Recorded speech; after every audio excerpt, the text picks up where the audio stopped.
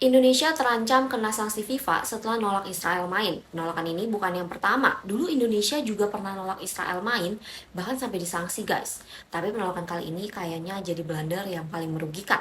Kok bisa? Sini Mimin jelasin. Indonesia pertama kali disanksi FIFA pada 1958 pas kualifikasi Piala Dunia.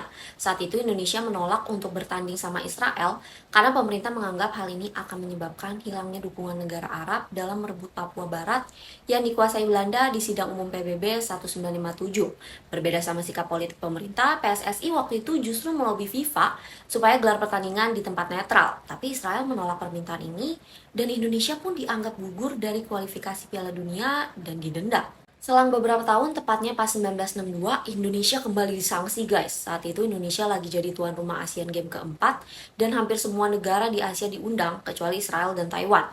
Sama kayak alasan sebelumnya, Indonesia menolak Israel karena kebijakan pro-Arab sebagai bagian dari perlawanan terhadap kolonialisme Israel ke Palestina.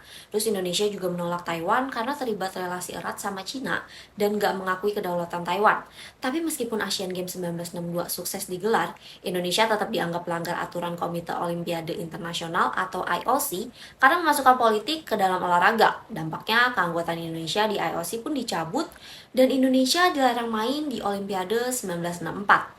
Nah, penolakan kali ini bisa dibilang agak beda karena kalau pas 1958 dan 1962, Indonesia itu cuma ikutan memboikot Israel atas solidaritas terhadap Palestina dan negara-negara Arab yang memboikot. Oke, emang waktu itu kita disanksi FIFA, tapi waktu itu situasi politik menuntut kita ikut sikap Liga Arab. Terus Liga Arab ini bahkan sejak tahun 1974 menolak main dengan Israel sampai Israel keluar dari AFC dan gabung Liga Eropa UEFA. Tapi belakangan kita tahu negara-negara Arab ini melunak terhadap Israel. Boykot udah nggak sekeras dulu lagi, bahkan terbaru Arab Saudi sedang menormalisasi hubungannya sama Israel. Kalau sekarang penolakan terhadap Israel yang disampaikan Gubernur Koster, Gubernur Ganjar, dan beberapa pihak lainnya malah bikin Indonesia rugi sendirian. Apalagi Palestina sebagai pihak yang kita bela, udah bilang kehadiran Israel di Piala Dunia nggak masalah. Sekarang Indonesia harus menanggung kerugian karena batal jadi tuan rumah, dan nggak bisa main di Piala Dunia U20. Palestina pun nggak serta-merta merdeka dan masih berjuang. Sementara Israel dan negara-negara lainnya tetap masih bisa merasakan euforia Piala Dunia. Kalian termasuk yang nolak Israel atau enggak? Komen ya!